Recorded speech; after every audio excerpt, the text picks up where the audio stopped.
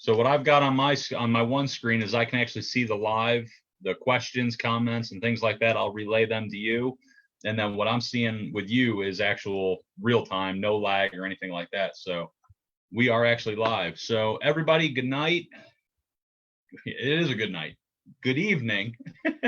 And welcome to this week's live version of in the Knick Knack Pity Pack Dog Rescue fundraiser. I've got my good friend, author, renowned medium Rob Guttrow here with me tonight. You are. If you say so. I do, and I've read your books. I've spent time with you investigating. So I am going to say renowned, because what you've done with us in the past, your books, they're amazing. What you've done for people is equally amazing. So I have no problem saying that, Rob. Okay, well, thank you, Brian. You're welcome. So tonight we're doing this. We were supposed to be at the Rouser Dome in Rouserville, PA. We were supposed to do a fundraiser for Knick Knack. We couldn't do it because of the coronavirus, the stay-at-home order in PA and around the entire country. So we tried to figure out a way to do this so we could still do the fundraiser and get as much money raised for Knick Knack Pity Pack as possible. We wanted you to come in town to do that. You were all set up to do it, and they put the stay-at-home order in place, so we had to do it this way. So we're still going to do everything we were going to do and then some. So thank you for joining us tonight. I think you're muted, Rob. There we go. I was, yes. I was I was just making sure that the stream is working correctly. So cool, gotcha. Technical. So thank you for joining us tonight. I know with everything going on, it's tough. It's very tough with everything everybody's dealing with. Yeah, it's been a challenge, but sometimes I think it's good to sit back and focus about life because we're always moving so much that we tend to miss the little things, and we tend to forget to give ourselves time to just sit and relax. I know I do. I'm always on the go. So yeah, we definitely have been doing that. The ironic part about this is it's been since the fair, since we've seen you in person. Albert lives 3.5 hours away. And what's been really cool about this is I've been trying to, rack my brain how to set this up. And not only have we been able to see Crystal through video, we've been able to see Albert through a video, and now we get to see you. So it's a, what's the word I'm looking for? You're the author. It's a little bit of a blessing in disguise that we're in this situation, because now we see each other and other people can now see you. So, absolutely. I don't know. It's been different. So you've got a big release here just recently, don't you? I do. I'm very. What I've got on my one screen is I can actually see the questions, comments, and things like that. I'll relay them to you. Oh, good. Okay. All right. That's okay. You are just, you are just amazingly technical about all this. Yeah. So my latest book just came out about a week and a half ago. It's called Case Files of Inspired Ghost Tracking, and I worked closely with Margaret Ehrlich, who's the founder of Inspired Ghost Tracking, and Troy Klein, who's one of the mediums, and they helped me edit the book. We include some of the crazy cases that we experienced.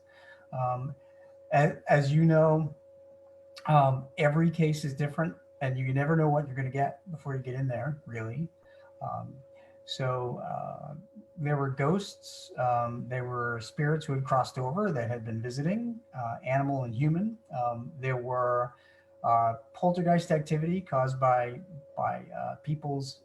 living people and their heightened emotional and unsettled state.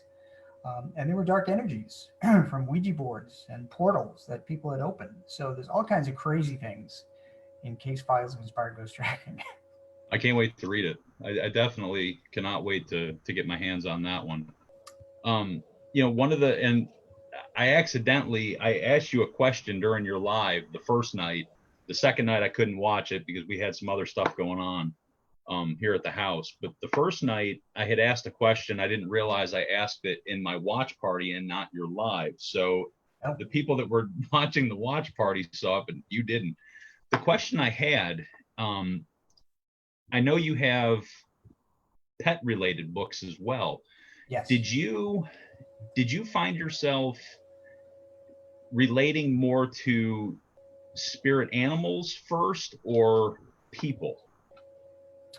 It was people first. And in 2005, when my puppy Buzz passed away, this is Buzz right back here. He's on the cover of Pets in the Afterlife 1. He's the one actually that's responsible for reawakening my ability. And he showed me all the ways that animals can communicate from the other side. So it was because of him. So that's amazing. Yeah. You did the fair last year.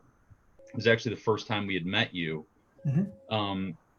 And of course I'm a book fanatic. So when I see, 7 or 8 books sprawled out on the table, I want to get each one of them. And we got people into the theater to see your presentation about your books. Yes. Yeah. And of course I stayed out of the theater. I popped in from time to time, but I wanted to make sure I was out there for people coming in for the fair and things like that. But the one thing I noticed when you were done and people were coming out of the auditorium, the amount of tears that were being shed. So I knew at that moment you had done what you came to do. And you helped people. You connected. Yes, yeah. It's not. It's not that my lectures drive people to tears. It's just that. Right. No. It actually means that I was able to connect with them on an emotional level and convey the love of their pets that continues in the afterlife. So it was very moving for me too. It's always very moving. Like whenever I meet people and I talk to them about their pets who passed or hear how their pets have given them signs, or if they can just relate to something I'm saying, it's something that is really healing. Absolutely. That's why we do this. We don't do it for any other reason than the look of comfort on someone's face, or the relief that they feel when we're done doing an investigation. Mm-hmm. When they come into it thinking one thing, and when you're able to show them something else, it almost looks like you've taken 1,000 pounds off of them, because they don't have to feel the way they were before. Absolutely. And that's what you did. And 2 people I know for a fact, my own mother and father was at the fair last year, and ironically, and it wasn't, it was a stroke of coincidence that you were there the same weekend they were. The week before, they had lost their dog. And for them to be able to sit in and listen to what you had to say and what you've put down on paper and what you've done, spoke volumes to them, and they still talk about that weekend to this day. So I know they definitely appreciated what you did for them. Well, I was able to. I remember that I was able to actually connect with their dog too. Yes. So yeah.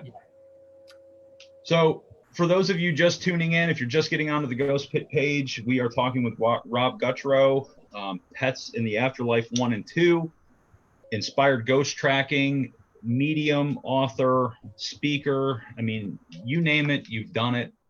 You definitely have quite a resume in the paranormal.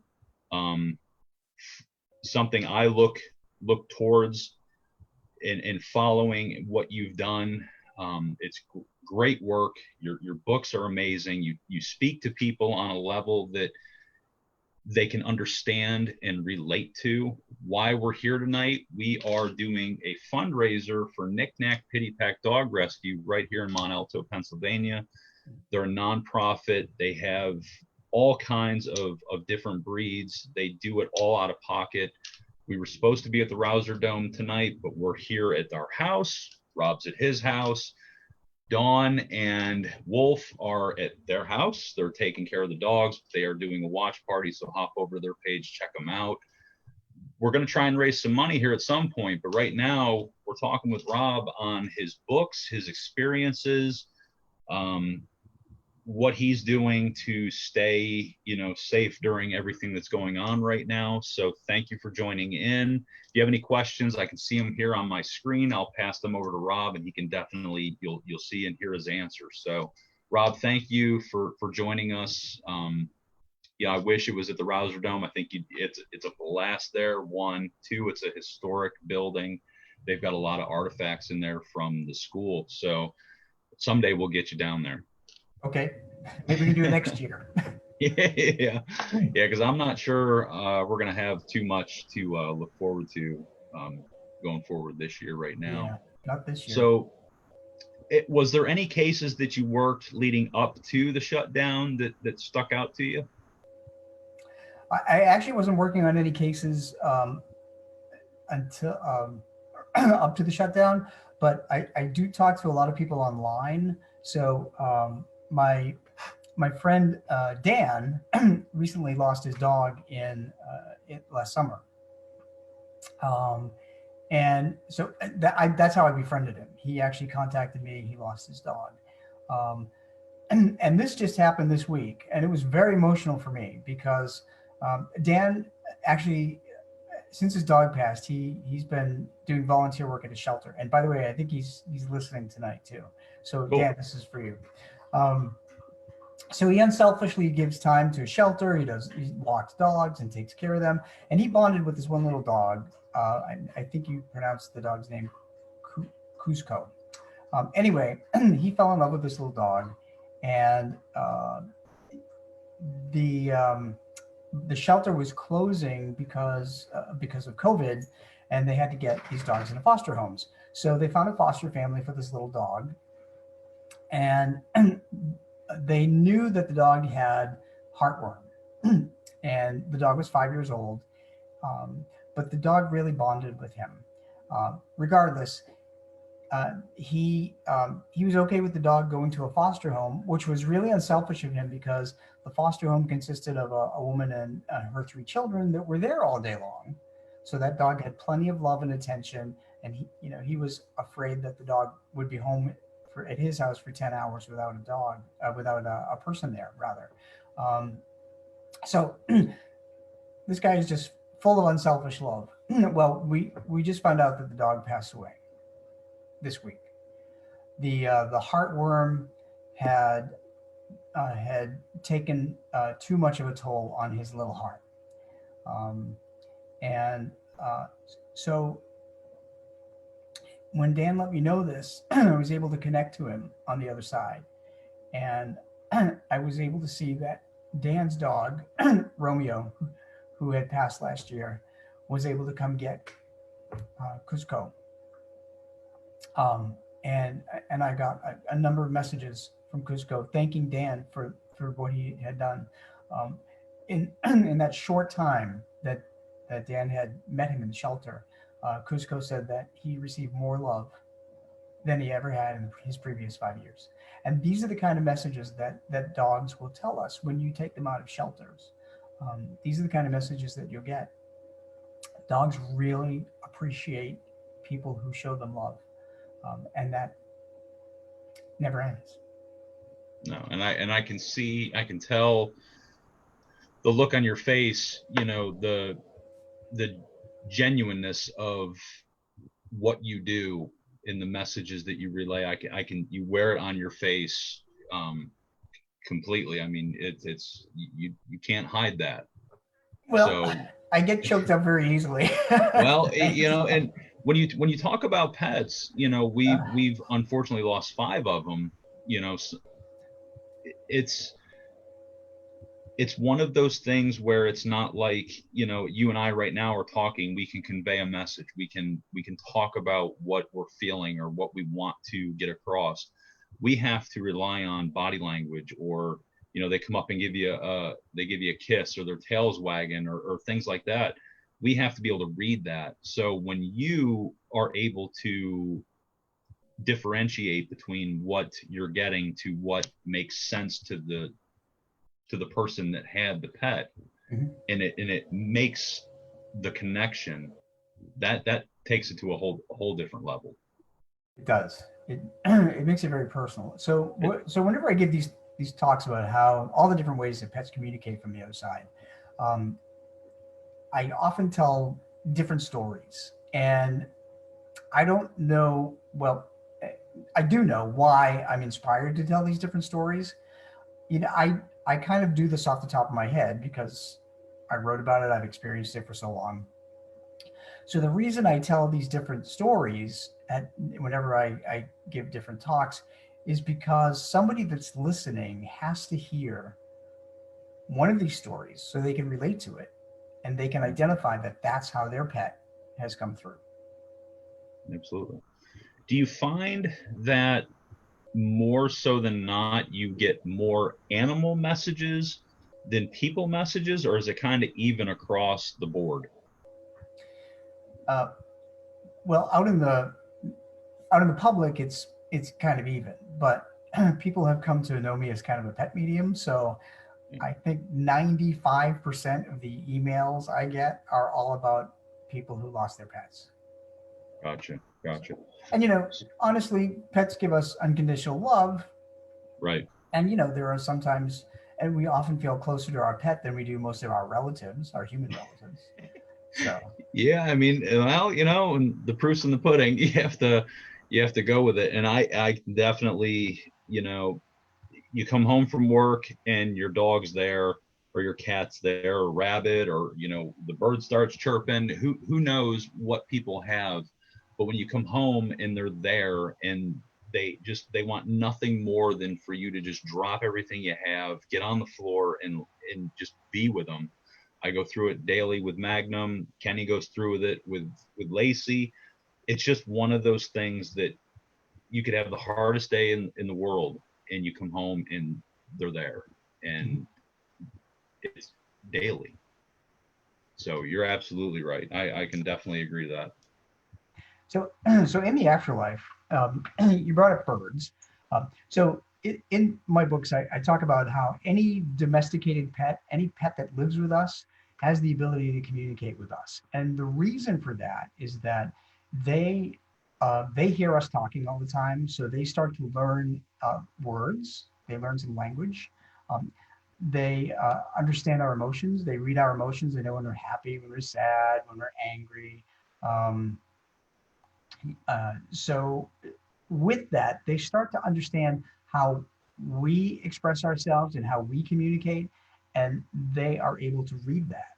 Um, so they in turn can communicate that way too. Um, if you think about how when you're sick, your dog will come over and stay by your side usually. Um, if you're not in a good mood, your dog will probably go in another room. um, and cats can be the same way too, although cats tend to be a little more independent. So sometimes it's hard to know if they're actually reading your emotions or if they just don't want to be bothered with you, because that's how somebody that, know. that's a Um, cat for you. right, Yeah. right. But horses and birds also do the same thing. I mean, even pigs. Some people have pigs as pets, and now pigs are actually really intelligent. So um, they can also communicate from the other side. And one of the easiest ways, you mentioned a chirp, like a bird when you come home. One of the easiest ways they can do that for anybody that's lost a pet is to make a noise that is associated with them when they were living. So if you lost a dog, you may hear a bark that sounds like your dog that passed, or a meow from a cat, or a bird chirp, or a horse's neigh. You may hear that and nothing may be there. And that is an absolute sign that your pet is trying to communicate with you from the other side, but you know that they're still around and the love is always going to keep them bound to you forever. It's weird that you said that, because after Maggie had passed away, you almost got the sense that, like, you'd hear tapping of her nails on the floor. Yes. And, Suzanne and I would look at each other like, we know Maggie's gone, but you'd hear that nail tap, and we'd look and make sure Magnum wasn't up or Lacey was laying down, and you'd hear it for a split second, and you wonder, was I just hearing a memory? Was I, and then it's kind of like, okay, she's back laying on the bed, kind of thing. And I often, when we go out and do investigations, we talk to people, we tell them, it's the signs that they give you that they're trying to get through, that at first you don't realize that that's what it is. And as soon as you start to understand and recognize the sign, is when the experiences become more magical than pestering. And they start to understand that, and they actually enjoy the activity that they are experiencing more, because they realize and understand what and who's coming through and why. And it's interesting when you say that, you hear the neighs or the oinks or the birds chirping. Yes, and often they sound like they're coming from another room. Yeah. They usually don't sound like they're right next to you. And the reason that is because it takes a lot of energy for a spirit on the other side to create a sound. So you mentioned nails on the floor. Nails on the floor is actually a very, very common sound that people have reported to me hearing after their dog passed. Some have reported also hearing the collar jingle, and there was no dog in the house anymore. Others will report hearing like four paws going upstairs or downstairs. So those are very common among people who have experienced their pets come back. Absolutely. So we got some people on here. Pam Bartle asked if she could mention the last time we were at her house with Ellie, when Suzanne and I were upstairs. Pam, absolutely, you can mention it. I'll convey it to Rob, and we'll get his take on it. Dee has a question. What is the weirdest type of pet you have contacted? The weirdest type of pet. Well, I don't like snakes, and I don't like spiders.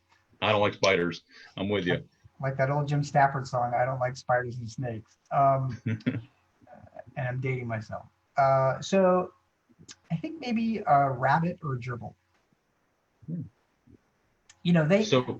They have less ability to convey things, but the one thing that all domesticated animals can do is they can convey emotion. So do you find that due to the size that they are, how do I want to the question, if we're full of energy, if we're type A, we're high strung, we have a lot of energy, we carry that energy over. With a horse, you had mentioned a horse, they're a large animal, they have a lot of energy that they have at their disposal. Gerbil, hamsters, rabbits, they're smaller in nature, they would have less energy, meaning when they're in the other side, they have that much of a disadvantage at their disposal. That's a very good question. And the answer is, it really doesn't matter what their physical size is here. It matters about the emotional state of the spirit and their connection with you. So I give a little bit of a basic overview about how this works with energy, if you'd like. Absolutely. Okay, so what I've come to find out is what happens after we die is that there's a physical energies that are within us. And, if you think of the blood pumping, if you think of that our thoughts are little electrical impulses that scientists can actually measure by putting electrodes around your head. That's energy. So energy because it cannot be destroyed, it can only be transformed according to the law of conservation of energy, has to go somewhere. All energy has to go somewhere. Just think of like the how rain clouds drop, empty out. They drop all their rain. They lose all their they give up all their energy and peter out. It's kind of the same thing. So the energy has to go somewhere. So it couples with our memories, our personality, and our knowledge. And we choose to stay here, earthbound, which is what I call a ghost, or we cross over and we become a spirit. And spirits are on the other side, or heaven, Valhalla, whatever you want to call the other side. And because these are beings of energy, they require energy to get strong enough to send us a message.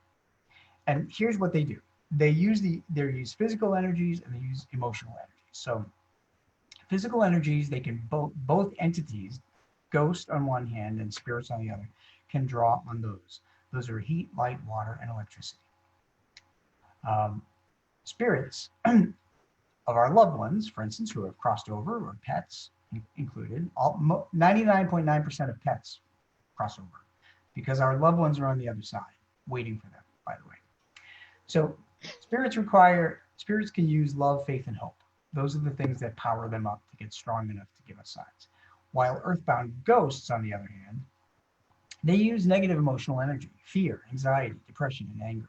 So if you walk into a house that you think is haunted and you have anxiety, you're plugging in that ghost, basically. You're giving them the energy that they need to give you some sign that they're there, like moving something or moaning or pushing something or tapping you. So it's really all about energy. And with spirits, like our pets, they tend to draw on the emotional energy of love that we share. And it doesn't matter what their physical size was, whether it be a gerbil or whether it be a Great Dane. Doesn't matter. They all can come to us in the same manner. Interesting. She said, the one that asked about the weirdest type, Dee said she'd love to contact her rats. She had pet rats and misses them. So this is definitely a good show for her to see. I did connect with a pet rat. I did. Well, Dee, there you go. He's connected to a rat before. So, the possibilities are endless with what you're able to do. Just a recap, we are live here on the Ghost Pit. We're talking with Rob Guttrow. We're doing the Knick Knack Pity Pack Dog Rescue fundraiser tonight. We were supposed to be at the Rouser Dome in Rouserville, PA. We're not. We're home. Stay-at-home orders in PA. Rob is home. I'm home. So we're doing this live. Here in a little bit, because we're discussing pets in the afterlife, we're actually going to start the bidding on Rob's books. Rob, you put up a couple of your books to be auctioned off to benefit. Outstanding. I also, just in case, I have mine. Right here at the bookshelf.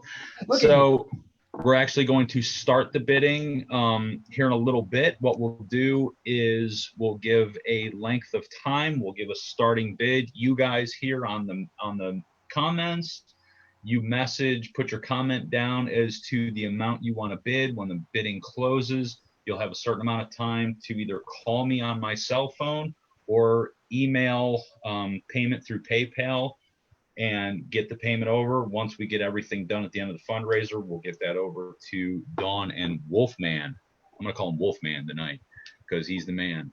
This is why we're doing this. So one thing I definitely want to discuss, because I had mentioned my mom and dad to you tonight, is my dad's birthday. So Dad, happy birthday from all of us at the Ghost Pit. Hope you had a great day. Hope you had a good weekend. Hope you're staying safe. Stay off the motorcycle, because out in public, he's going to hate that, but I get to say it because he can't tell me not to right now. So, okay. Rob, one thing I'd seen on one of your posts in here recently was a question about pets and people. Is it possible for people to come back as pets or pets to come back as people? How does that work with messages and how they get, if a pet passes, do they stay a pet? When a person passes, do they stay a person? How does that work? Okay, that's a good question. So, in my experience, no one has ever crossed kingdoms, which means animals will come back in the animal kingdom, people will come back in the human kingdom. So, and the reason is that if you think about this, as a person, we often find ourselves doing things that we may have done in a past life. Like we may be drawn to a place that for some reason we've never been to, but we're fascinated by it. Or we're drawn to a profession that we've never worked in, but we're fascinated by it. So, you know, when you think about it that way, if unless you were, so think about it this way: if you were a dog, okay, in your previous life, then you may have the urge to itch the side of your head with your foot. Okay, Not I've happening, never pal. seen that. I have never seen that. That would be hard to do. Yeah, I mean, so or if you were, a cat, you may in a previous life you may have an urge to chase squirrels. Have you seen any human chase squirrels? I'd be making phone calls that most people would probably not even entertain that. So no, I have not, but that'd be pretty interesting. That'd So be pretty cool. I know that's extreme, but my point is that it's just been my experience that that pets will come back as a different animal. They can come back as any animal, and people can come back as any person, a different sex, different race, different location. It doesn't matter. Um, Gotcha. but one thing that's important to know is that we are all interconnected. So once everybody in this life passes that you will all come back and be connected in some way. So your brother could be your father in the next life. Your dog could be a horse that you may ride, something like that. But we're all interconnected. So I hope you guys are watching, listening. I hope you're getting a lot, because I know I'm getting a lot out of this. That actually is something that I hadn't thought about, that we've actually experienced on investigations where we were really trying to figure out what's going on, and that it took us forever to get to that point. But had we thought along those lines, that we probably would have gotten the answer a lot faster. So that's good information. Jim Campbell has a comment here. Judy and I know a lady that has been woke up out of her sleep because she feels a dog breathing on her face. She has experienced this twice. Both times were after she lost a dog and got a new one. Okay. So she wants to know why her dog was, her dog in spirit was panting on her. There wasn't a question. It was just more of a story. I'm assuming it's a message of acceptance. Yes. So usually for a dog to jump up in your bed, one way or the other, it means that your dog wants to show you love, wants to be with you. So, spirits behave on the other side the same way they would in the physical form. So we have to look at it that way too. You're not going to find the spirit of a dog talking to you in human language. You're going to hear a bark maybe from the other side, but you're not going to hear your dog call your name. It's just not going to happen. Right. It'd be cool. So when you get the spirit of your dog that passed, one of the ways that they can acknowledge the fact that they love you is by jumping on the bed and maybe breathing on you or laying next to you. Very often, talk to a lot of people who have experienced their dog feeling a pressure against their legs at night when they're sleeping from their dog that passed or their cat that passed. Cool. So what's really neat is you can't see the comments here, but I'm reading the comments, and what you just said was exactly what Jim had just messaged. He put a comment on as soon as you were talking about feeling a dog against your legs and while you're sleeping. His comment was, when she wakes up, her dog is asleep. it was very cool that as you were saying the words, I read the words come up through the comment, and it was exactly, the dog, when she wakes up, the dog's asleep. So she knows it's not her dog that she now currently has. So it has to be one of the ones that has passed. And Perfect. you were explaining it. Um, Dawn just put a comment on from Knick Knack. She said they will definitely set up a seminar with you when the house arrest is over. She's fascinated by this. And from what I'm seeing on the hellos and the what you're saying and the reactions, this was definitely something that I wish we could have done in person for people to be able to meet you. This is incredible. Thank you so much for doing this for them. Sure. Well, there is a benefit to this, and that is that because we're having a conversation, more people are actually able to ask questions in the middle of it, so that it's not, because when I give like lectures and stuff, I always try to ask people if they've had experiences, but sometimes people are shy. I find that when you're doing it like social media wise, that people tend to be more open and more willing to share stuff and ask questions. So I think this is a really good format.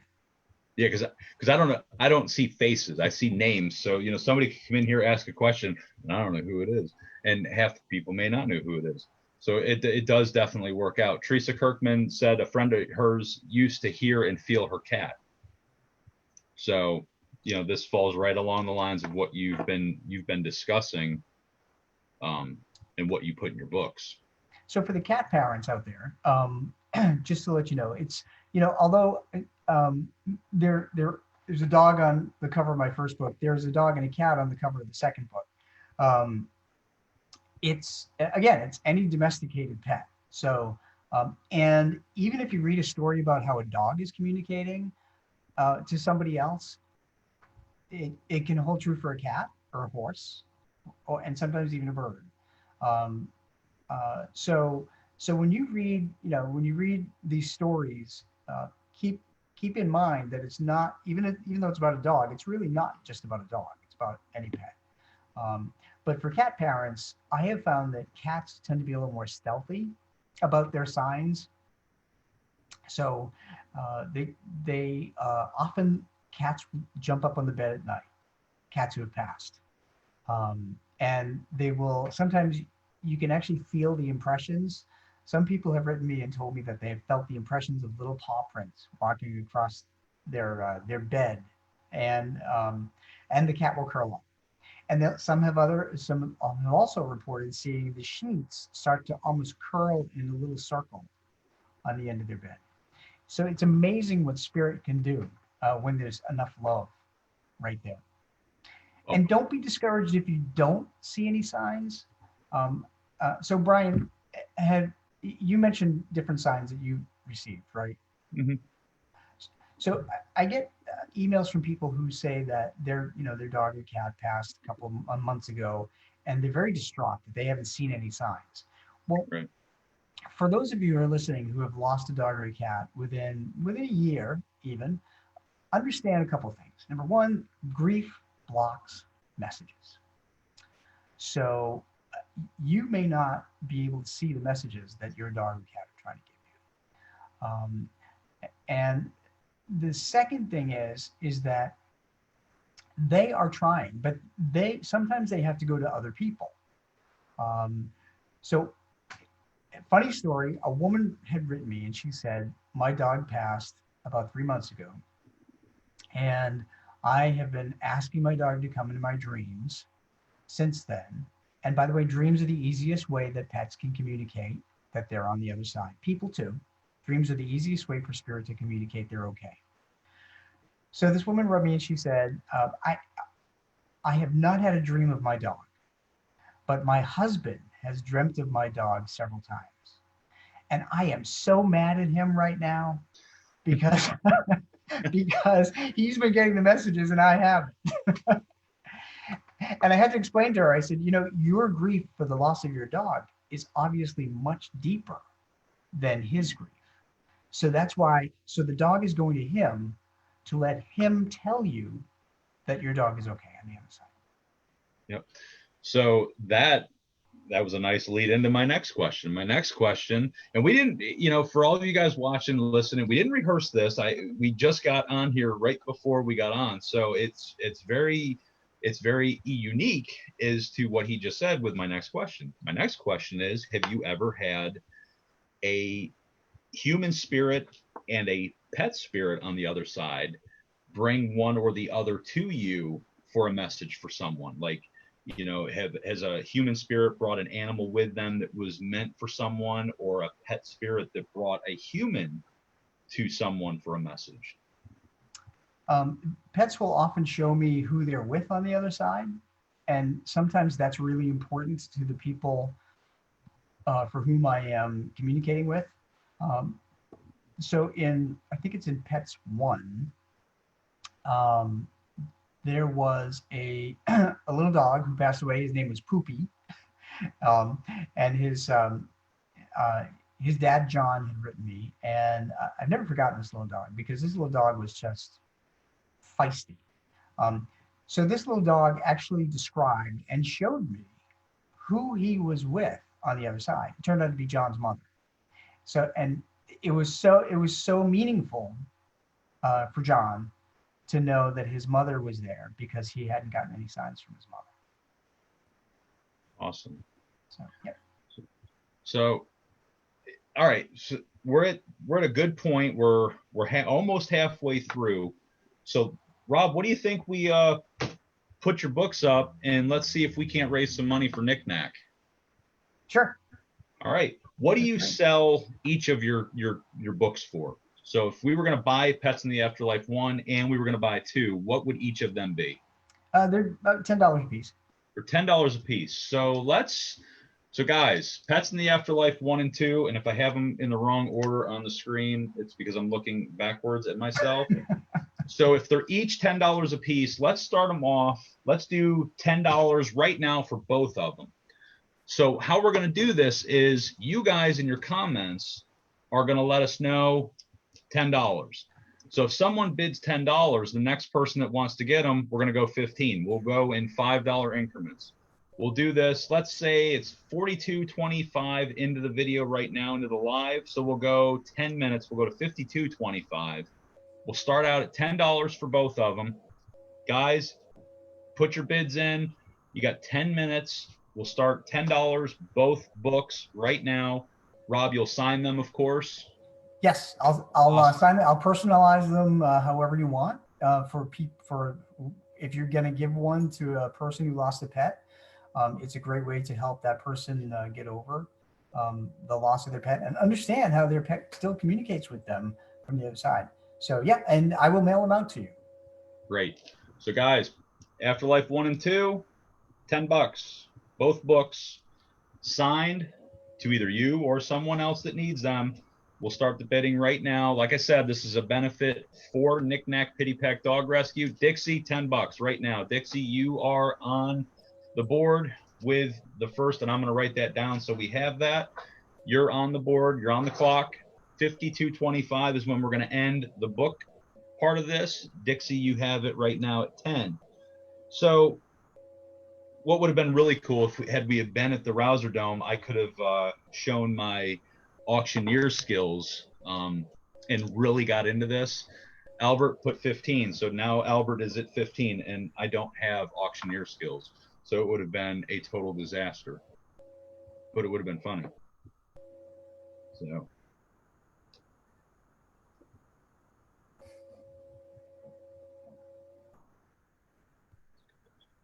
Jane is at 25. So while you're doing that, Brian, I can go ahead and talk. I can share a story with you, because one of the questions that I get often is that can pets see ghosts and spirits? And the answer is yes. So for those of you who don't know me, I'm actually a meteorologist. So I'm a scientist in my day job. So science is really the foundation of my explanations of the paranormal. I think that science will eventually catch up to the paranormal, and then we'll consider it normal.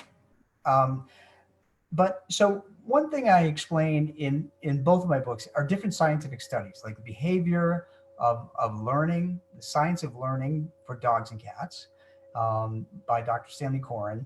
And then there's a scientific study about doing MRIs on the brains of dogs that confirm that dogs have the same exact emotions that people do. So for people who think that animals have no emotion, think again. They actually probably have more emotion than humans do. I mean, if you're a pet owner, you know that. But but scientifically, there was a scientist who wanted to prove it. Dogs also have a different physiology in their eyes and ears, dogs and cats. That means that with the cones and rods in their eyes, they can see faster movement than we can see. So as a paranormal investigator, I've learned that spirits who have crossed and ghosts, earthbound, move at a higher vibration. They move at a faster vibration than we can see often. Sometimes we just see them as dark shadows because we can't hone in on them. But because dogs have the unique ability to see faster movement, they can actually see ghosts and spirits much easier than we can. So if you think somebody's visiting your home, if you get the sense that one of your relatives are there, and usually birthdays, anniversaries, and holidays are the 3 times pets and people will visit you, because those are the special times. So if you find your dog staring at a corner and you had a dog that had passed and your dog is staring at maybe your previous dog's favorite corner, or the couch where your dog used to sleep all the time, then your living dog is probably looking at the spirit of your dog that passed. Interesting. If we can figure out how to time this right, because Magnum seems to want to do it when neither one of us have our phone, we'll try and get a video of Magnum, because he'll stare at the ceiling almost like somebody's looking down through the ceiling at him, and he will stare at the ceiling and he'll growl in his biggest, most vicious guard dog sound that he can make, and he'll do it for 2 or 3 minutes sporadically. It's amazing to watch him interact with whoever's peeking down through the ceiling. So right now, Rob, to give you an update, Dragon Adamovic, I hope I pronounced the name right. If I did not, I apologize. Right now, he is at $35. That's awesome. Yeah. So keep it going, guys. We're at $47.46. We're going to $52.25. And this all benefits the dogs of the rescue. It does. It absolutely does. They just got done fixing up some space out at their kennel. They're constantly looking for food, treats, supplies. They just did a dog bed fundraiser at Super Shoe, ironically right before this whole thing happened and everything was shut down, so they were able to do that. I did get a bed for Magnum.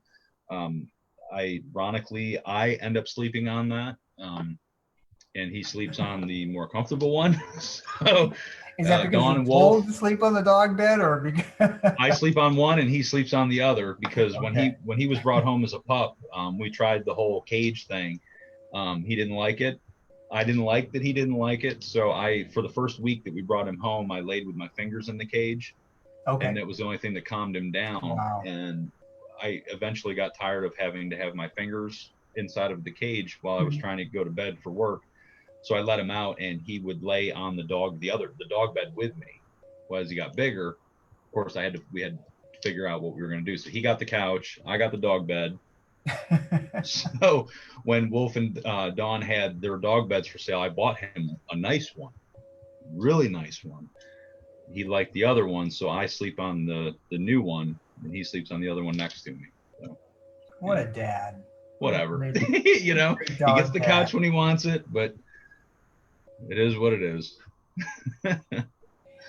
So I wanted to follow up with a story about how dogs can see spirits, because my very first encounter with this was with one of our dachshunds, Franklin. He's a red dachshund. Um, it was, I think it was 2007, in the summer of 2007, um, a year after Tom's grandmother passed. We went down to the cemetery and in Virginia, and we had never taken any of the dogs with us to Virginia. Well, certainly not to the cemetery. Um, so we get out of the car, and this was a cemetery in a very, very remote area. So uh, we dropped the leash on Franklin, and he ran right over to the exact stone of the plot where Tom's grandmother was buried. Oh, wow. In the cemetery. And now we were probably about, I don't know, maybe 200 feet away, and there were a lot of grave sites all over the place. I mean, Right. they were like every foot, there were grave sites. But he ran to her grave site, and he sat there looking at that gravestone. I will never forget it, because that told me right there that he saw Tom's grandmother, and she was calling to him. When you think about that, what are the odds that a dog, if the dog was not seeing a spirit, what are the odds that a Right. dog out of the entire cemetery would run to one particular stone and stand there and wait for you to walk over? It's virtually impossible. Yeah. It's absolutely impossible for them to be able to do that, because nobody thinks of pets as being able to read. They understand language, but as far as reading, I don't know if that's even been proven, even been tried. So it would almost be impossible for them to be able to pinpoint and pick out the exact headstone without being able to see who they're looking for. That's absolutely amazing. Yeah. Yep. Absolutely. So Rob, we are just about ready to close the auction part on the books. We're at $35. How do you want me to get this person info for who? I don't want them putting their personal. Oh, okay, we're up to 40 now. So. Well, I think that somebody can message you and do PayPal or something to you, and they can message you with their address, and you can give that to me later, and I'll be happy to mail it. So we are okay. We're at 45. It is closed. Dragon Adamovic, you got it at 45. You came right in at the last second. Got it for 45. So what I need you to do, and here's how we're going to do it. We're going to give you 5 minutes. If you have PayPal, we'll give you a few minutes to send the 45 to my PayPal, as well as emailing me your contact information that I can then forward to Rob privately, so it's not put on Facebook where he can mail the books to.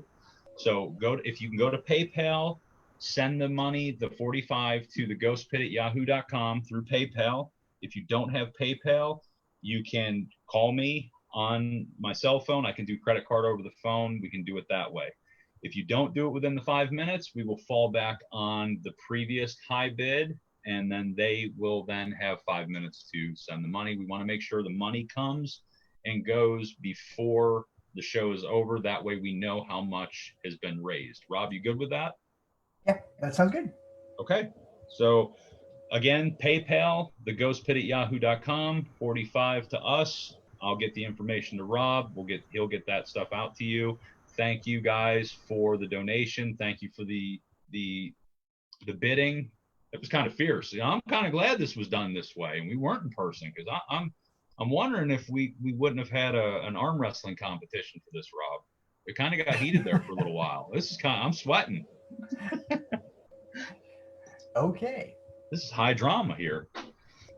So, okay, he said to call him at 219. Okay, I will not do that any farther. That's his number. Yeah, so good. Rob, if you want to now discuss anything about your upcoming book, I'm actually going to leave the room. I will give him a call, do all this, get this taken care of while you're discussing with them, and okay. I'll come back when I'm finished. Sure. There are a couple of, actually, for the folks that are on that don't know me, there are a couple of, I've written 7 books, by the way. So there are a couple of books that you may find interesting. Every one of them is pretty much unique, except for the 2 pets and the afterlife ones. So the one that I just wrote prior to the case files of Inspired Ghost Tracking is called Kindred Spirits. This is the cover here. Kindred Spirits is actually about how I befriended a spirit on the other side. It's kind of a unique story. It's only about 110 pages, so it's like $6.99 on Amazon. But it's about how a spirit that I met 14 years ago when I met my husband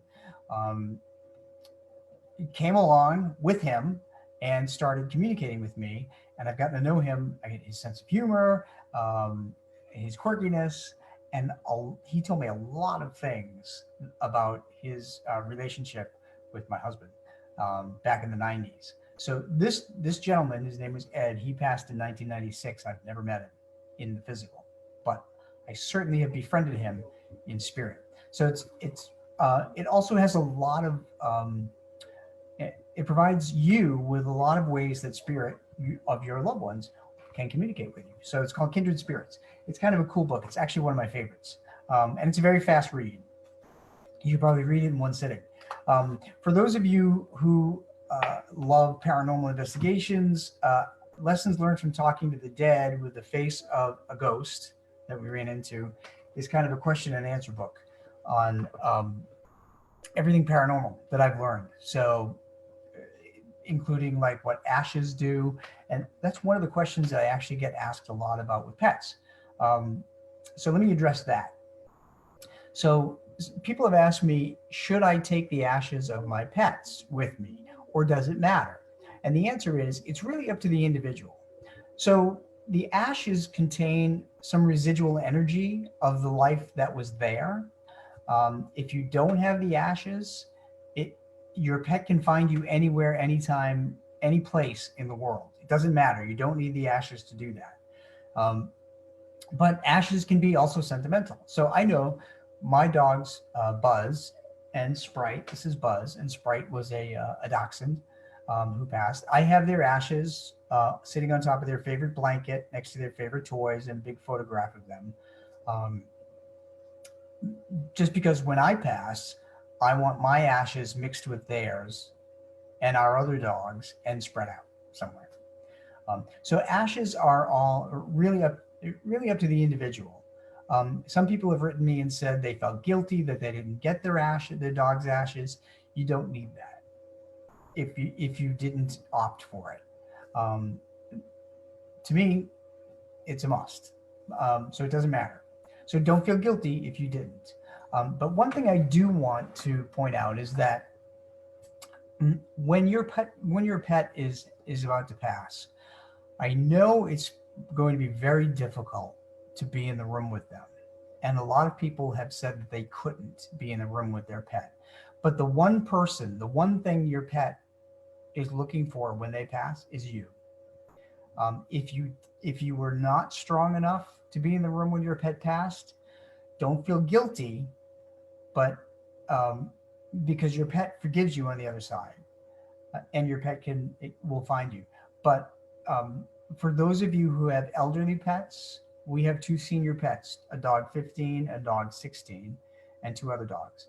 I am going to be there when they pass. I want to be holding their paws when they pass. We did that with Sprite. So just know that that's what they're looking for. And as painful as it may be for you, nobody wants to really die alone. I mean, think of all the people today that unfortunately have come down with this virus that now are in isolation, and their family members can't see them. They're dying alone, and that's pretty terrifying to a lot of people. And it's the same thing with pets. Anyway, so getting back to the ashes part, your dog and cat can find you anywhere, any place, anytime after they pass. One example is in 2009. My dog Buzz passed in 2005. In 2009, Tom and I were down in Puerto Rico on vacation, and I wasn't thinking about what month it was or what date it was or anything.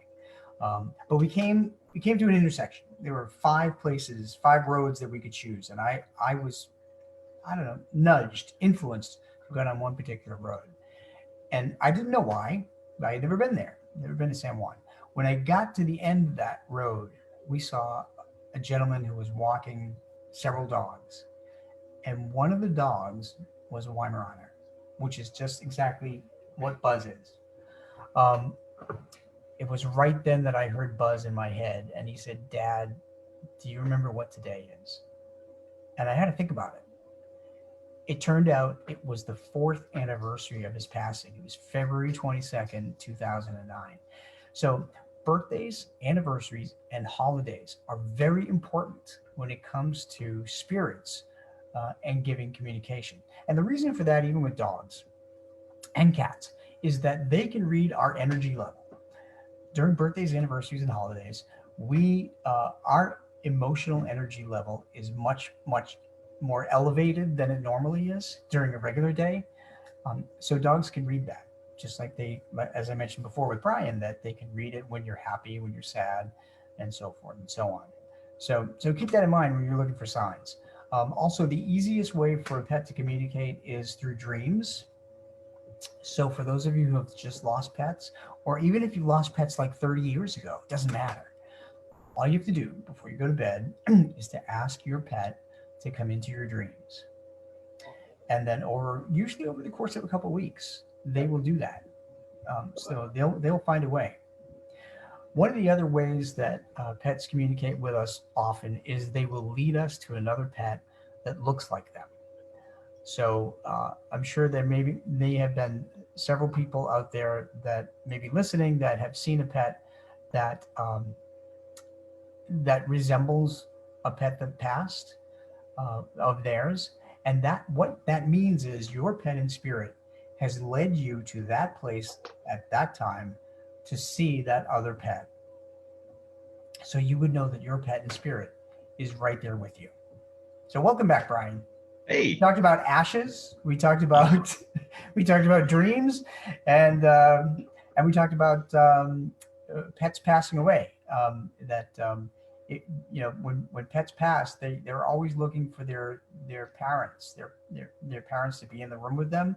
And even though we don't, some pet parents don't have the ability to do that emotionally. It's one time, and if you can find it in your heart to be with your pet when they pass, they greatly appreciate it. Well, you're definitely you're doing something here, because like I said, we're home, and I know that whatever you just talked about while I was out getting the information about that struck a nerve with somebody, because I hear a whole lot of talking in the other room, and just catching what you were saying at the end, I kind of have an idea of what the emotions are in the other room. So I definitely don't have any doubt in my mind that what you're saying is touching people. I just walk in, and I'm seeing the reactions to what you're saying, and you're hitting nerves with this show, Rob. I hope you know that. I know you can't see the comments. I'm trying to read them off to you as I catch them. Patty Blatt, her pet's passed in her arms, so obviously what you were talking about with being there with a loved one. So one thing I want to discuss, Suzanne had asked me when I went in to get the phone to call to get the information. We had done a house, and Pam Bartle had mentioned her dog Ellie earlier. Suzanne used her dowsing rods. She could find her, and they guided her upstairs to the bedroom and had pointed to the bed. Well, I had set a proximity sensor down on the bed, and of course this little one liked to jump up on the bed. And when Suzanne's rods had pointed over to the bed, and we started acknowledging the fact that they were pointing to the bed, the proximity sensor was going off to let Pam know that the dog was in fact on the bed. Wow. And she still feels the dog on the bed. So you're hitting some heartstrings here tonight, Rob, and I thank you. The person that actually won the auction knows you, has some of your other books. I was calling him by the screen name, not his real name. Yeah, I know So, who it is. He's a good yeah, friend. you do. And I was like, oh, dude, I wish I'd have known your real name, because now I totally butchered your fake name, but it's okay. So he gave me his mailing in when the show's over, I'll send them to you, and you'll be able to take care of all that for him. Sure. So, Dawn Wolf, 45, to you from Rob's books, Pets in the Afterlife 1 and 2. So, congratulations, Dan. I will not try and attempt to say the other one, because I know I butchered it. Deanna Turgo was with her dog G when he passed, and kept his ashes. I'm so glad you talked about ashes having residual energy. I keep G's ashes in my bedroom, and oftentimes I find Jay, my living dog, staring in the direction of G's ashes just before we go to bed. And Teresa Kirkman, mine too. So yeah, so because they have residual energy, they like the love that you share with your dog, also can act as a draw for spirit. So so know that when you go to bed at night, your dog in spirit is often walking around your bed. So I need to get another dog bed. No, they don't really need a physical thing, but they'll probably be sleeping at the foot of your bed, and you won't know it. They'll wait till you go to sleep, and they'll sleep at the foot of your bed. Awesome. So tonight was so important, for one, because we've all been cooped up in the house, haven't been able to get out, haven't been able to see anyone or have contact. So this was an awesome opportunity, Rob, for me to spend an evening talking with you, because we haven't been able to do it in a while, because we both work, we both are out on what they call the front lines, but to me I have to go to work, I have to pay bills. I don't look at it that way. I have a job to do. It also, judging from the numbers that I'm seeing, the comments that I'm seeing, names that I've never seen in any of our shows before, there are people that tuned in tonight because of you. So I hope you appreciate and understand what you're doing for the group of people that we put tonight's show on for. Well, I do appreciate that, and I actually don't think that they've tuned in because of me. I think they've tuned in because they want to support the rescue. Yeah, well, that too. And so they certainly stand behind you, and I appreciate that. I appreciate what you do, and I appreciate what the rescue does. So my husband Tom and I have worked with dog rescues now for over 10 years. We work with Weimaraner and Dachshund rescues because that's what we have. We have Dachshunds and Weimaraners. We know the breed, we know their behaviors, and so forth. So giving the rescues, by the way, I only donate to animal rescues. I made up my mind 5 years ago. I get pelted with requests for donations from everything and anything, but I always say that people can help themselves, but animals cannot. So I've always made it a point to always give to animal rescues. And one thing I've been doing the last couple of years, Brian, is I've gone to animal rescues up and down the East Coast, and I've given my talk about how animals communicate from the afterlife as fundraisers. So I've been doing a lot of fundraisers for a lot of actually New England rescues, and from New Jersey to Maryland to all the way up to New Hampshire. That's been great, and it brings tears, and it brings people sharing stories. And it's very empowering because it lets people know that they're not alone. They're not alone in what their experiences are. And people Absolutely. have been hesitant to talk about that.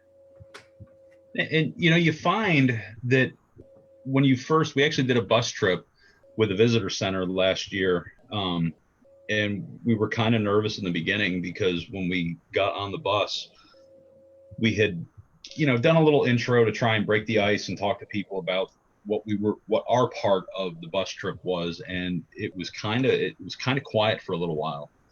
And once we got to the first location where we actually broke the equipment out, we started getting into what we do and the reason why we were there. People started opening up, and you don't realize how much people tiptoe around this topic Mhm. until they actually start talking about experiences. So it definitely, this is it's a fun platform. It allows people to open up a little bit because, like you said, we can't see them.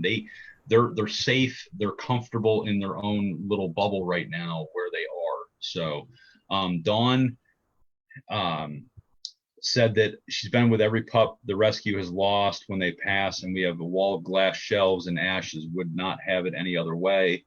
Um, Patty Blatt working kitten bottle baby rescue. Personally has a baby burial area for the ones we lose. So Wow. losing a pet is a topic that I don't know too many people really want to discuss, but when they have a platform that you obviously have given them, I think it opens a line of communication that they don't have anywhere else.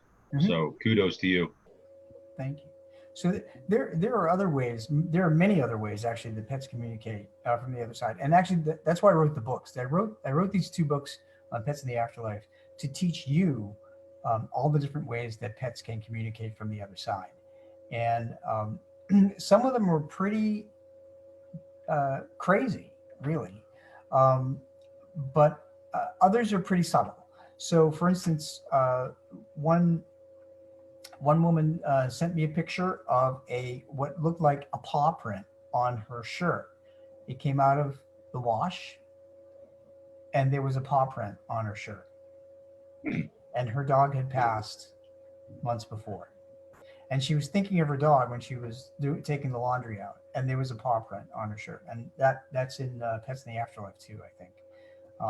So that's just a subtle way.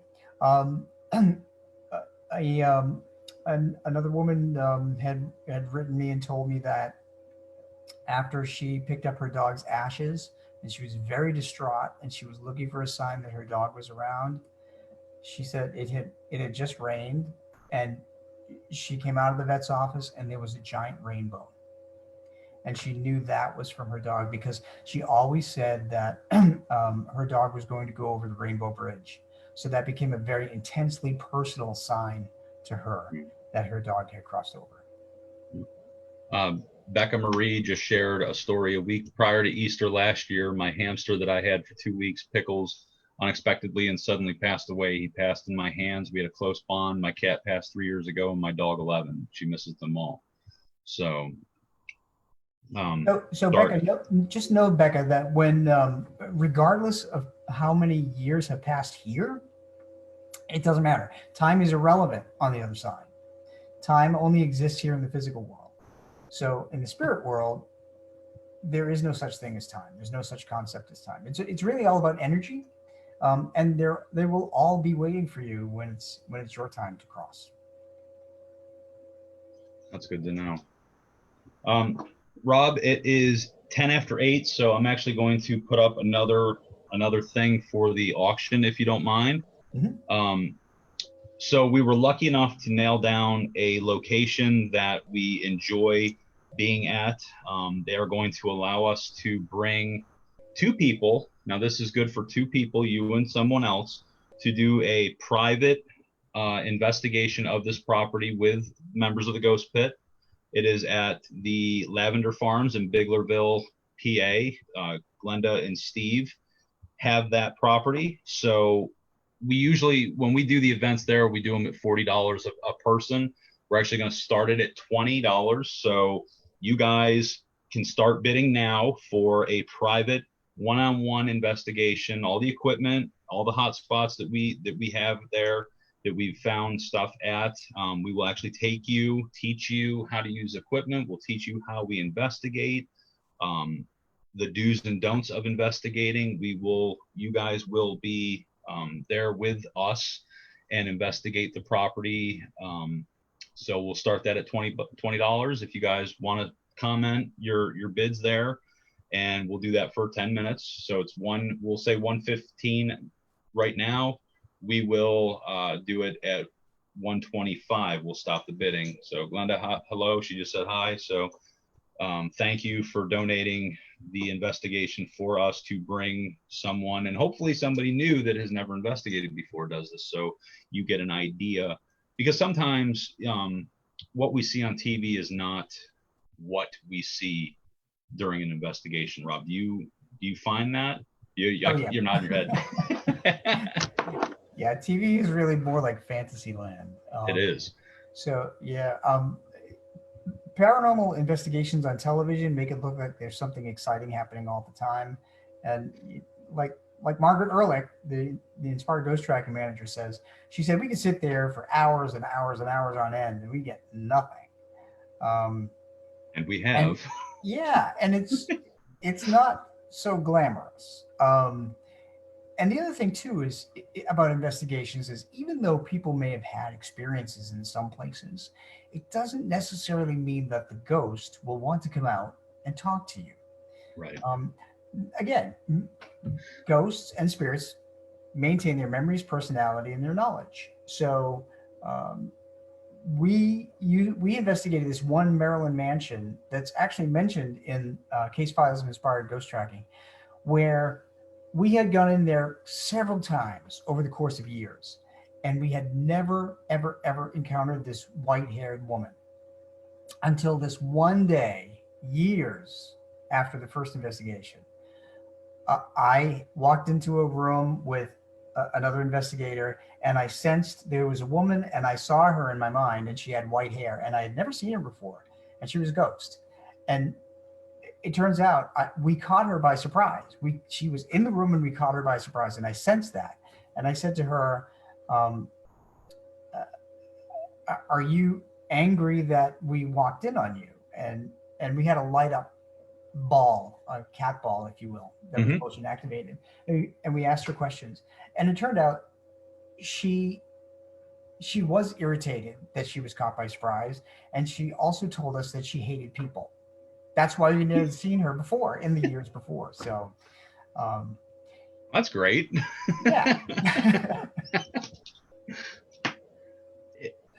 Yeah, and that's when we go into locations, when we do our public stuff, people, the one thing we tell them, it all boils down to respect of the spirits in the location. If they don't want to talk, they're not going to talk. Right. We're going in expecting, they're going to answer every question. And what people don't understand, if you do a 3-hour EVP session, because the EVP to a lot of people is the holy grail of evidence. If you have a recording for 3 hours, you just turn that EVP session into 6, because for every minute, second that you listen, you have to then listen to the evidence to see if you got anything. So a 3-hour EVP session now becomes 6. A 4-hour video now becomes 8, because you're going to relive every single second of the investigation you did. So a 4-hour investigation is not just a 4-hour investigation. A 4-hour investigation might have 3 hours of EVP, 2.5 hours of video, might have 1,000 photos. You are going to relive every second of that investigation on multiple platforms. And you'll go through pots of coffee. Listening coffee, to batteries, you name it. You're going to, you might live one investigation 4 more times, because every piece of equipment that you now recorded something off of or onto, you're now going to follow that all over again. So It's not, Misty McClure has the first bid on the investigation, so she's on the board at $20. So guys, you have roughly 6 minutes to go on this one. Again, this is a private investigation with us at Farquhar Farms in Biglerville. It's an awesome place, has a lot of different hot spots, unique layout of both the property as well as the home. So you're going to use our equipment. You're going to learn techniques. You're going to learn methods. You're going to get right into the thick of what an investigation is all about. So, Misty, you're definitely on there right now. So, um, have you guys ever done an investigation where they're and I don't want to keep this on the animal side, but I want people to get an idea of types of investigations. Have you gotten one where it was predominantly animal related as opposed to human? Sure. Well, sure. There was there was one particular investigation. We were called to a private home, and so Margaret, the manager, goes through an extensive questionnaire with the homeowners to try and figure out what has happened. And she doesn't share this with anybody, especially myself or any of the other mediums, because we don't want to know. We don't want to know anything. But what she did say was that the family had a dog that had passed about 3 or 4 years before, and they thought that perhaps the dog was visiting. So that prompted me and Tom to bring one of our dogs on the investigation to see if we could figure out what had happened. So our dog Dolly, who's also a Weimaraner, like Buzz was, came with us, and she actually helped prove that it was in fact the dog. And that story, I think, is in Pets in the Afterlife 1.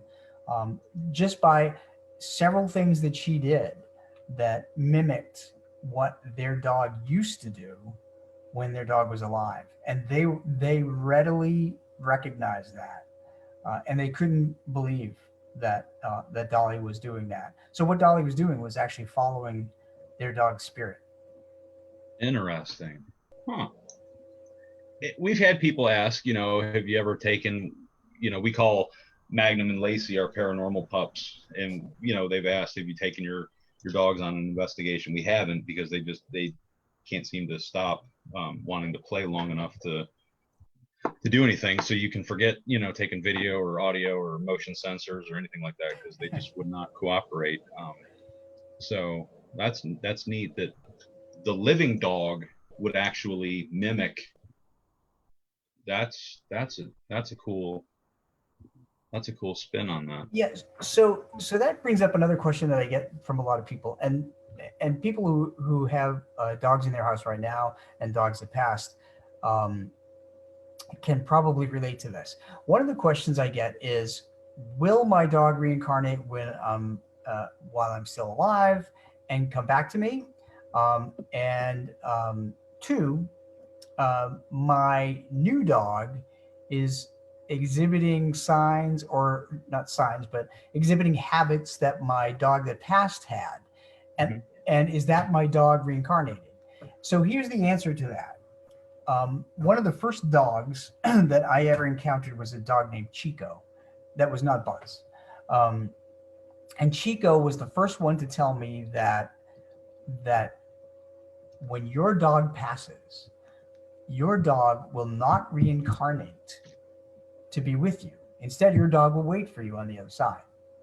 But one thing your dog will do is your dog will come back and he will train your new dog to do 1 or 2 habits that your dog who passed used to do, whether it be sitting in a favorite location, whether it be scratching his ear with his left paw instead of his right paw,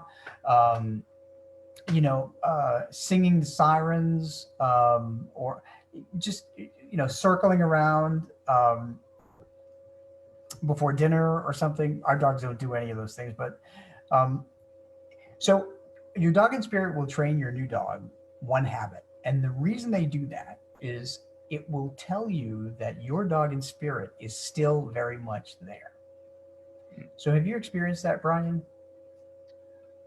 Well, me personally, I have not. I know Kenny and Suzanne talk about Lacey quite a bit with her markings that seem to transpire over her growing into, adulthood, however you want to refer to, getting out of being a puppy, with their former German Shepherd that they had. markings or the way that she interacts with Kenny and things like that. So I haven't personally with any of mine, but I do know Lacey had some things early on that was like Lexi. So Okay. it So, was interesting. so as a just to follow up and bring the story full circle, that little dog that first told me that that he was training a new dog actually told me his name. And this was in my first book, I think. Chico was his name. I'll never forget him. He's a little Chihuahua. He was a little tan Chihuahua. And he came to me, and I was in a group of people. There were like 40 people. I was in a medium session. And I was a guest of Barb Mallon, who's a medium in Virginia. And Chico came to me and he said, um, I'm going to tell you who I belong to. And I said, okay. This was when I was really first starting out. So people were exiting the room to take a break, and Chico said, that's her. And so I called to a woman, and I called her over, and I said, can you come here for just a moment? You're going to think I'm crazy, but there's a little tan Chihuahua. His name is Chico, and he said that he is connected to you. I said, do you know that dog? And the woman said, that is my grandmother's dog that passed away. And that was his name. And she said, why is he here? And I said, well, he's telling me that you have a big black dog. Do you have a big black dog? And the woman said, yes, I have a black lab. Oh and she God. said, how do you know this? And I said, well, Chico is telling me that he is with your black lab, and he is training your black lab how to be a better dog for you. She was flabbergasted. Not only that, I was able to describe Chico, his, what kind of dog he was and his name, but also to tell her that Chico knows that she is a black dog and Chico is training her dog. So it's pretty fascinating. So your dog or your cat is very much likely in spirit training your new dog or cat. That's cool. I need a drink. What's that? I need a drink. Well, hey guys, Rob, if you want to get a drink, I'm just going to mention that Misty McClure won the investigation. That was a $20 donation to Knick Knack Pity Pack. So she is going to bring herself and one other on a private investigation to Farquhar Farms with the Ghost Pit. Misty, you just asked our PayPal address. It is theghostpit@yahoo.com. So go ahead and send that on over. You're good to go. So I kind of have an idea who I think you're going to bring. So you're all good there.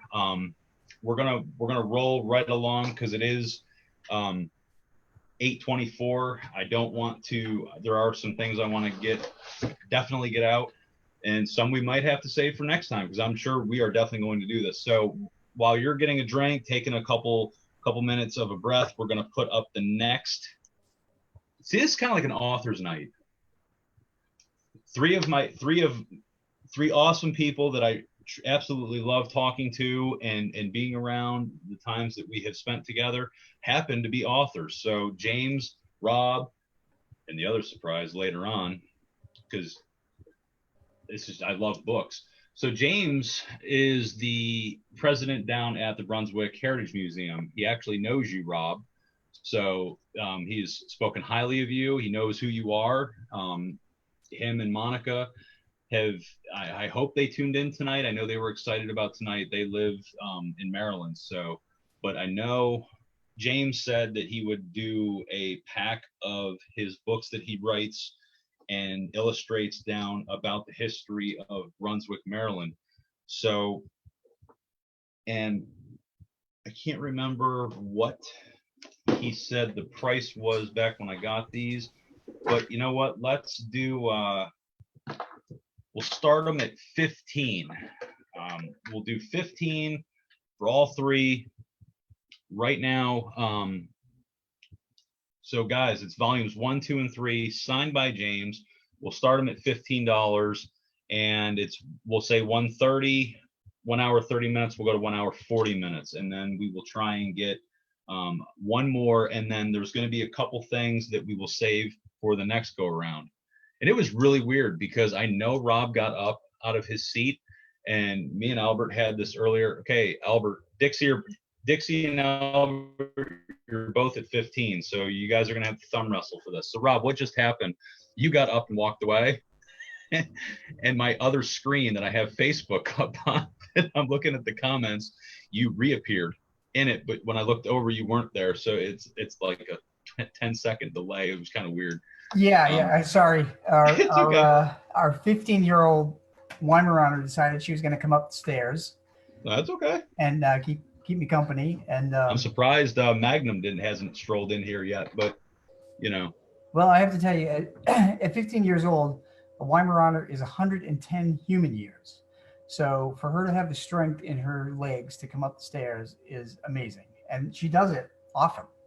That's awesome. And one of our other little dogs, Dash, wanted to say hello. Oh, so, this is Dash. Check it out. Dash is a rescue, as is Dolly, and we were contacted by the Dachshund Rescue a year and a half ago, and he was in a shelter, and he was on his last day there. So they said, can you take him in foster? And we did. I fell in love with him and adopted him a month later. So he is one of the 4 that we have, and he's very affectionate. I don't know if I can get Magnum in here or not. I don't know if he'd come in here enough to see me or not. So who knows? We'll see. Anyway, what's a dog rescue benefit without a dog, right? Right. And I think if I remember correctly, you are getting some major loving on having your dog on there. So cute, saying hi, heart face. Suzanne, hi Dash. So that was really cool. Dixie, hi Dash. He's 11 years old, by the way. So somebody gave him up at 10 years old, and that's crazy. That's when we heard about Nick Nack. I believe Dawn and Wolf said that they have 37 dogs. Wow. That they take care of, feed, vet bills. And the one cool thing that I didn't know about until we had really gotten to talk with them, they pay for everything. Yes, they do. Yeah, rescues pay for everything. It's just amazing. When you get a dog from them, they pay the vet bills. They continue to take care of that animal. If I'm not mistaken, from what I read and what I heard from Wolf, they follow along throughout the rest of that dog's life to make sure that you have everything you need for that dog. That's one reason, we have fallen in love with this group, because they absolutely go out of their way to provide for creatures that don't have and can't provide for themselves. It was very important. And by the way, there are a lot of senior dogs that need homes, and people don't think that senior dogs are a good fit, but they actually are, because most of them are trained. Yeah. Puppies are really cute, but potty training is a chore, and it takes a lot of work. It does. So the dogs that come into rescues are often potty trained, which is a big benefit. And they know a lot of words. They know, most of them know basic commands. So that makes it, that gives you a step up. And I know animal rescues are always looking for foster homes and foster help, and donations of food or whatever. Absolutely. Yeah.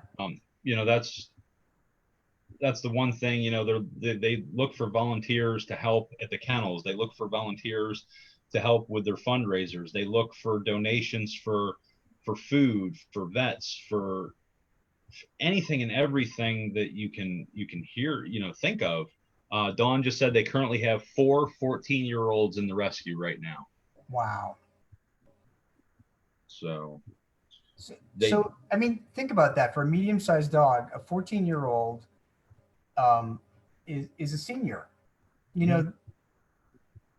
They're all the best gift you could give to these senior dogs, especially at 14, especially because they're medium-sized dogs, their average lifespan is usually 14 or 15. Yeah. If they're lucky enough.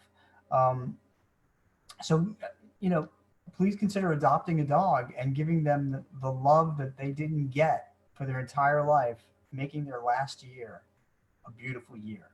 Because those dogs, I guarantee it, those dogs will bond to you, and they will be waiting for you on the other side. Awesome. That's awesome words. Teresa Kirkman, she had two 16-year-old cats. I know Maggie, when she passed away, she was 15. She lived far past her life expectancy. I see, I just mentioned Teresa had two 16-year-old cats. What? I don't even know how to ask, how to word this question. Do you find that when pets do finally come through, when they make it through and make the connection, do they stick around, or once are they kind of like human spirits? Because what we find is with human, once they're acknowledged, sometimes they tend to move on, and okay, they know we're there, they've acknowledged that we're there, our message has gotten through, we're good to go. Do you find animals doing the same thing, or do you find that they tend to stick around because that's now you've opened the door for them to be back with you? Once they get through to you, they tend to move on, because they know they don't belong here.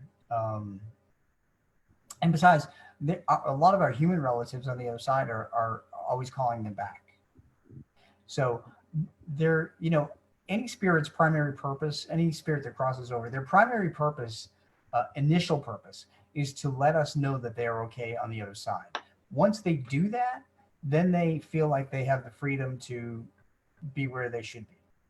And that's, part of the energy that flows on the other side. Awesome. So, but they will come back, birthdays, anniversaries, and holidays, as I mentioned, typically those times. Even the anniversary of like their adoption date or the anniversary of their passing, like Buzz, I mentioned when you were out that Buzz came through to me on the anniversary of his passing, the 4th anniversary of his passing. He led us to another dog that looked just like him. So Rob, right now I want to be able to give you time if there's anything you wanted to get out tonight that you had planned on talking about or touching base on. It's 8:34. We're scheduled to 9. I know I've asked you a lot of questions. I've read you a lot of comments, and you'll be able to go back on the live video and see the comments and the questions. You'll be able to go back on and read them, and you can answer them if I missed any, because I'm sure with the amount I'm grateful for the amount of questions that people had for you tonight. Is there anything that you had planned on discussing that we haven't touched base on tonight that you really want people to know while we're going through the last of the auction items? Sure. One of the questions that I get asked most often is, how do I get over the guilt of helping my dog or cat cross? Now, the thing about that is that as loving pet parents, we recognize when our pets are failing. Now, and I'm saying that as a dog dad of 4 dogs, one is 14 and one is 15. And we know that both have lived beyond their lifespans. So we know that it's coming.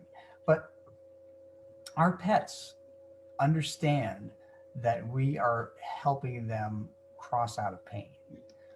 So our pets will also give us signs when they're ready. So for instance, they will maybe not eat. They'll stop eating. Our dog Sprite stopped eating for days. Sometimes they won't get out of their bed.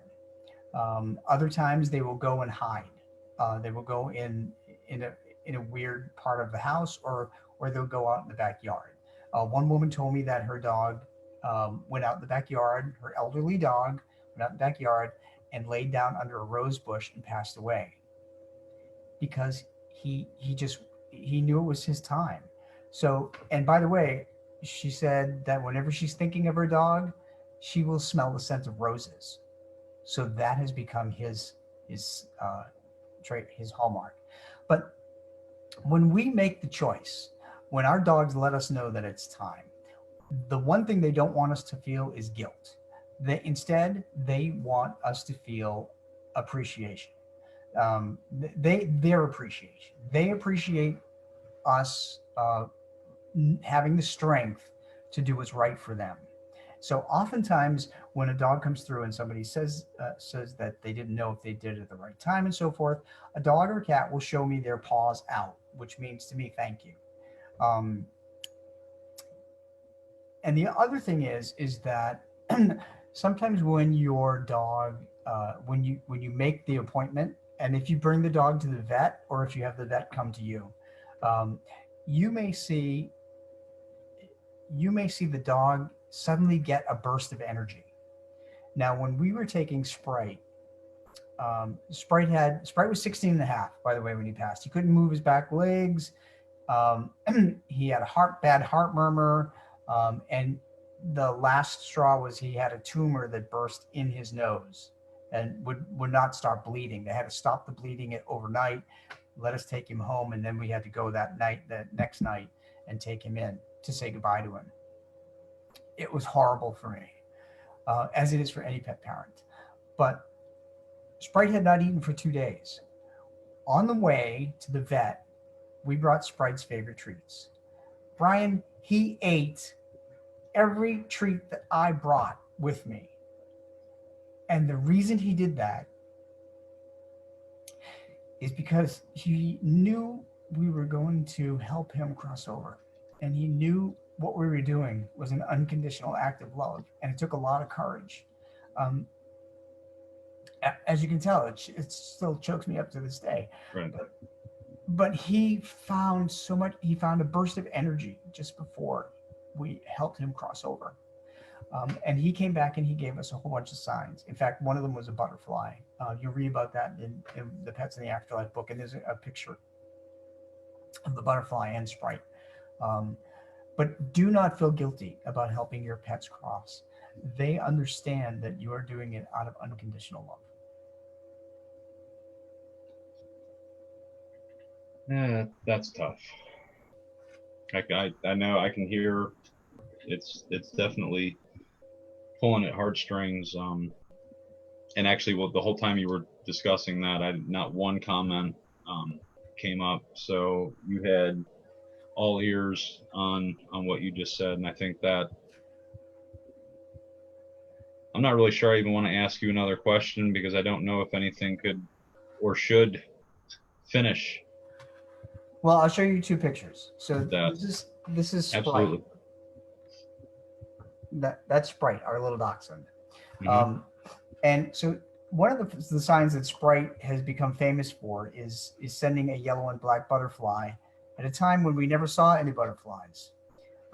And actually, when 2 friends of mine were reading about Sprite's story in the Pets in the Afterlife book, a yellow and black butterfly landed on their physical being, landed on their body at the time they were reading about Sprite's yellow and black butterfly.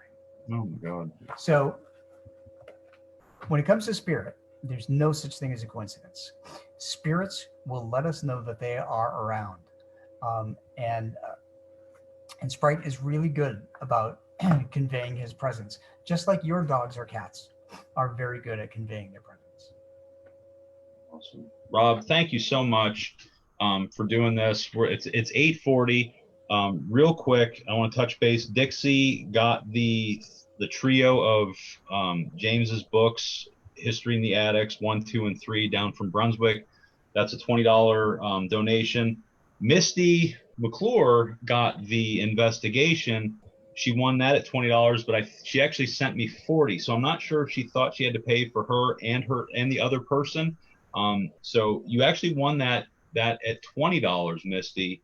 I can send the other 20 back to you. I don't want you to pay more than what you thought you were getting the auction for, but it was actually 20. But if you want to do the extra 20 as a donation to Knick Knack, you're more than welcome to do that. I can do that for you, or I'll send that back to you. I don't want you paying for more than what you intended.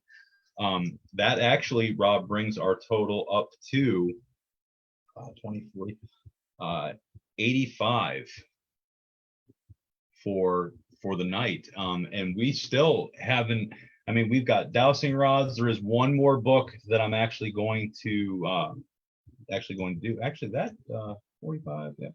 There's one more book I'm going to do. It was a late addition to tonight's show. And then what we're going to do is the dowsing rods, the hat.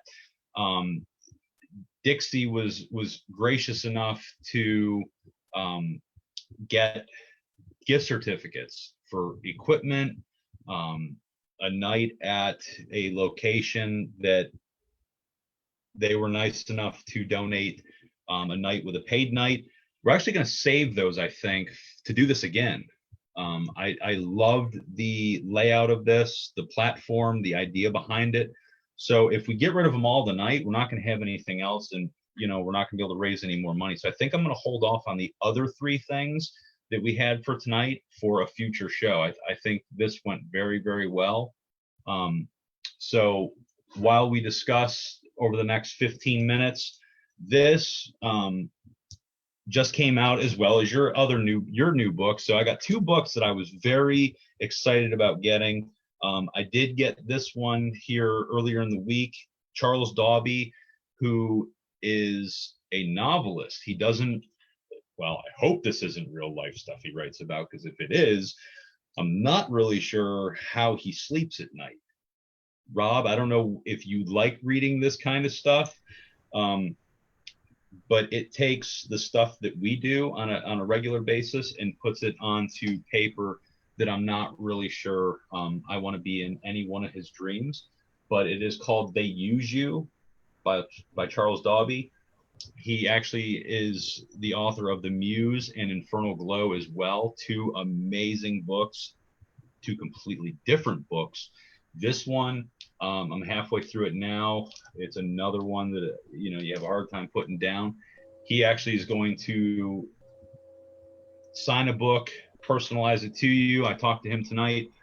He's gonna do that. So we're gonna start this book, $10. So you got 10 minutes. It's 147 right now, 157. It'll bring us right down to the end of the show. $10 autographed copy of Charles Dobby's new book, They Use You, and we're gonna do that now. So Rob, what I know you just came out with a book that was based on investigating. Do you have a Pets in the Afterlife 3 on the horizon? Oh, that's a great question, Brian. Actually, I have Pets in the Afterlife 3 and 4. And this time I'm doing it differently. Differently because 3 will be all about dog stories and 4 will be all about cat stories. The other aspect of this too, and this is one thing that I've received a couple of comments about, is that people say that my books show how pets communicate from the other side, which really should help you get through your grief. But some people want more. They want instructions on how to get through their grief. So I talked to my very good friend, Dr. Bill. I'll just call him Dr. Bill, and he is a clinical psychologist. So I've asked him to guest write a chapter about how to cope with grief. And that chapter will be in both Pets 3 and Pets 4. So that not only will you have understanding about all the way pets communicate and all the different types of signs they give you, but you'll also have from a professional in the field different steps that you can take to cope with your grief, in addition to seeing signs from your pets. So that's what I'll be working on next. So can you give us a little behind the scenes? Are you currently working on it? Is it something that you've worked on, finished, and are in the processes of getting it to the next step, or is it something that's in the work? So both of them. All the stories that I've selected for both books are all together. So I've basically got all the books together, and I'm working with Dr. Bill to finish his chapter, and then I would probably publish the maybe the dog one first and then the cat one, or vice versa. I'm not sure. Um, right now, since I just published the case files and inspired ghost tracking, that's the one I'm trying to actually promote right now.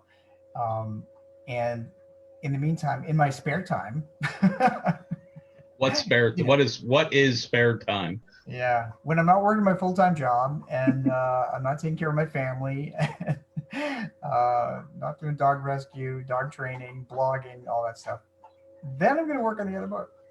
Cool. And I'm waiting. I'll be checking the mail here soon. I know your new book. I got a question coming from my um, door cover there. I'm really looking forward to reading your newest one when it comes out. What's really neat is the three styles of books that each one of you write. James focuses on the history aspect of an area. You write on experiences that may happen in those areas, and Charles writes the worst possible scenario that could come out of an area. So it's a lot of fun to, and I've read work from all three of you. I've looked at different things from all three of you. You all have a unique perspective, and James is writing a paranormal book in the process of working on some stuff. You all each bring a different aspect to the paranormal. You know, you write about cases, he writes about locations, Charles writes about what a lot of people are scared of the paranormal for. It's been a blast reading. I can't wait to fill. I've got 3 bookshelves. I can't wait to fill them with the rest of the way with your work. Rob, we're down to the tail end of the show. I want to thank you from the bottom of my heart for joining me tonight, putting up with my questions. It truly has been oh, wait a minute. Before I do that, I saw your name in the book in Dawn. How do we order Rob's Pets in the Afterlife books? I want to order a set for myself and a set for an online auction. And can we pay extra to have them autographed? Well, she can just contact me directly. Okay. And I have copies here, so I can autograph them and mail them to her. So Dawn, if you're listening, watching, well, you obviously are because that was 1 minute ago. Contact Rob directly through your Facebook page. Yep, the Facebook page. Yep, both of them are linked to this live Facebook event. Yep. So you can just send me a message through there. Okay, great. And then Suzanne had a question. She passed it through the curtain. For those who watch later, Dawn, can you would you be, if you're listening still, if you didn't go off here for a minute, can you post on a comment a link, your PayPal link or however, so people that watch this later and would like to continue to donate, they'll know where to send any payment to later on. And Misty McClure says thank you. So a lot of thank you, Rob. From the bottom of my heart, what you've done for this field, what you've done for the listeners, what you've done for us, between the fairs and doing this tonight, the books, we can't thank you enough for taking the time to spend 2 hours of your evening on a Friday night to help people with their questions, concerns. It was an absolute blast. We raised some money for Knick-Knack. I think we're up at around $100. Dixie is at the last bid on Charles's books. That should put us up right around $100. It's a new thing. We've never tried this before. It's a little tough to do an auction live like this. We didn't get through all the stuff, but we have more for later. Is there one thing, if you could tell everybody still watching, listening, one thing going forward, what would you want them to know? what I would like them to know is that the love of our pets is forever, and that is FUREVER, forever. That's the way I always sign my books. And that our pets will be waiting for us on the other side, and they're still walking around our houses from time to time, checking on us. And a lot of times, our pets now will be in. They'll be accompanying us in the car because they always wanted to know where we went. Now Yeah. they can. so Yeah. so know that that just because you know just because you think they're going to be at home with you, they're not. They're going to be following you around and taking care of you wherever you go. And Awesome. by the way, I just brought up the um, page, so I put my website in there and a note about the books. I saw it. Awesome. Becca Marie, thank you both for doing the live. We really enjoy it. So, and Patricia Rudell, Rob is the best. Awesome. So what I'm going to say to you both, and to the ones that have put comments in here about, thanking us, thank you. Without your support, without you watching the lives, without you guys supporting Rob, his books, his speaking engagements, us, the events, watching the lives, without you guys supporting us, there is no us. I tell people all the time, without you guys, there would be no Ghost Pit. You guys are the only reason we do the Ghost Pit. During last night's show with Albert, I had said that, from time to time, we'll see the comment about the paranormal being a hobby. And I likened it to baseball cards. When I collected baseball cards, it didn't do anything for anybody but me. When I read a book, it doesn't do anything for anybody but me. When I do the paranormal, when Albert does the paranormal, when Suzanne, Crystal, James, Rob, and the other people out there that do the paranormal, we do the paranormal because it helps people, which takes the hobby out of it. It's not a hobby if someone relies on you to help them through an event or to help them through a time in their life that they can't get anywhere else. So when you say thank you to us, we in turn have to say thank you to you. And Rob, thank you. I know I've said it 1,000 times. Thank you to everyone that watched, that donated, that got their items to Knick Knack. Tonight was about them. It was about you, Rob. It was about the people watching. So thank you all for doing this for Knick Knack. And Brian, a huge thank you to you because I mean you have such a love in your heart for not only um, people but for pets as well. And for you to organize this and find the right platform, I know you went through quite a few platforms. People don't understand that all the things that happen behind the scenes, but you and I have been working now for the last week to make sure that things are going to work correctly. Um, you know, I, it's amazing how much time Brian has put in to make this go off correctly. And you are truly an amazing man, and I am very proud to be your friend. I appreciate that. Suzanne wanted me to thank you. You gave her a lot of comfort tonight.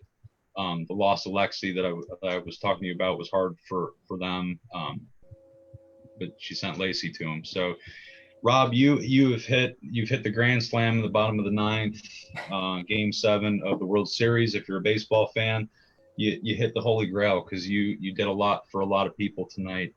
Dawn, thank you all for doing this for our pups. That's why we're here. That's why we do it. So, guys, it's Good Friday. It was a good Friday. We were all brought together for a specific cause. You knocked it out of the park. Thank you for everyone who bid on the items. Sorry we didn't get to all of them. That just makes it possible for us to do this again and do this again very soon because now we don't have to try and find new items because we have carryover. So we can do this again. Go into the weekend remembering what Sunday is really about. When you see on the news that Easter Sunday is closed, Easter Sunday cannot be closed because of the real meaning behind it. So enjoy the rest of the weekend. Remember the real meaning behind it and be safe, be healthy. Rob, take care of yourself and yours, and we will do this again. Definitely. Thank you, Brian. And just know, everybody, that the spirits of your loved ones are around you, and especially during this time where you may be feeling anxiety.